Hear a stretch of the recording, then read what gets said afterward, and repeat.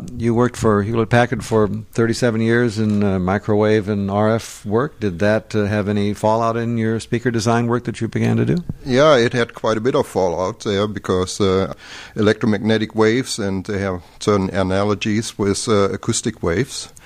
I always like to tell my friends I'm building antennas that go from 20 megahertz to 20 gigahertz, and they could immediately visualize what that meant in terms of wavelengths and get some idea how difficult of a job that might be. And you got into the audio thing as a hobby while you were working for Hewlett-Packard? Yeah, strictly as a hobby. HP had no interest in audio.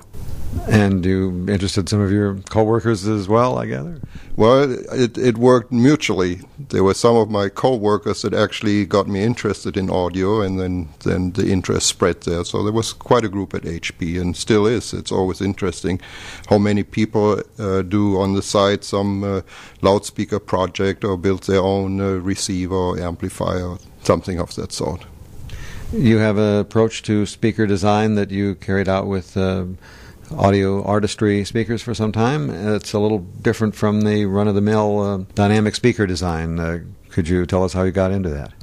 Well, I experimented practically with every approach to speaker design for years. I pursued the box speaker, small satellites with a center channel subwoofer, but eventually got so frustrated with the problems that deal with boxes and how to tame the sound that is pushed into the box behind the cone there, that I sort of pursued the open baffle design where the sound can radiate freely front to back, which eliminates a lot of the box problems.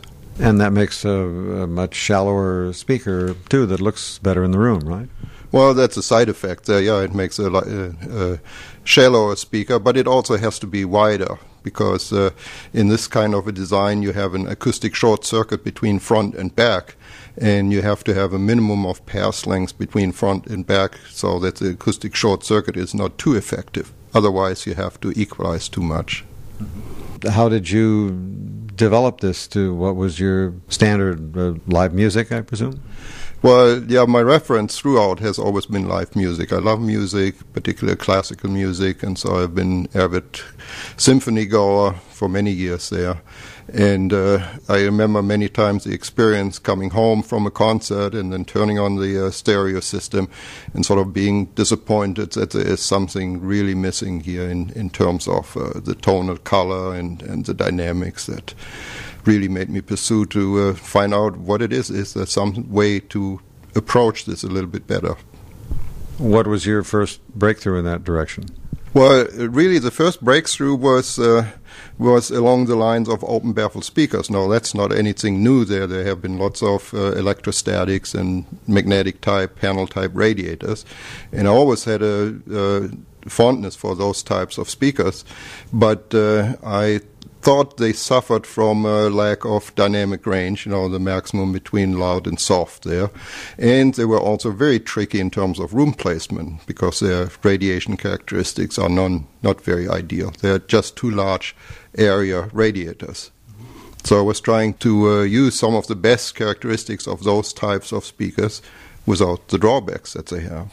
So you heard the top of the line of the audio artistry series was what you have here is now a three-way plus the subwoofer, right? Yeah, the top of the line is 3 ways plus subwoofer, so altogether 4-way system, and it uses dynamic drivers instead of film type radiators. Dynamic drivers, so we can push more air and get higher volume levels, because I think that it's important to listen to music at live-like level.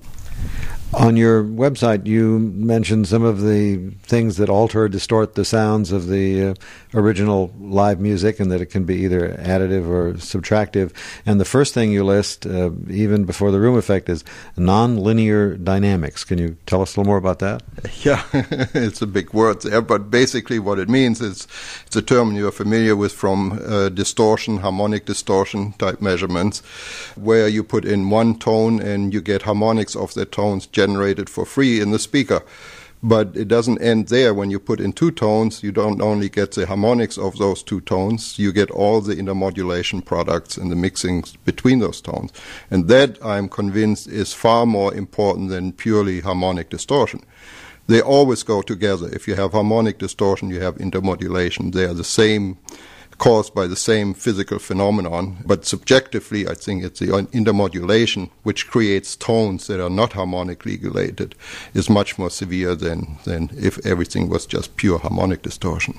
And that's all occurring in the actual speaker, mechanically, in the driver and so on? Yeah, unfortunately it's occurring in the drivers. The drivers are a real weak link there, and I've been looking long and hard for the driver that has really very good low distortion characteristics, nonlinear distortion characteristics. And you also mentioned as part of that the effect is gain, compression, and clipping.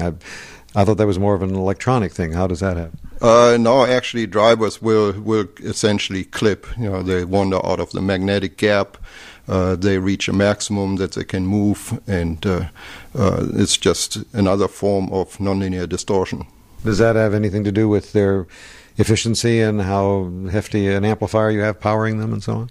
Well, the bigger the amplifier, the more readily you can push the speaker cone into that region where they just can't handle it anymore. But it's inherently every device, just like an amplifier, which has a maximum headroom that it can reproduce there. So every cone-type speaker or planar speaker has a limited excursion range. It's basically a membrane moving, and eventually it runs either into a stop or the surround gets stretched too much. They basically clip and limit eventually.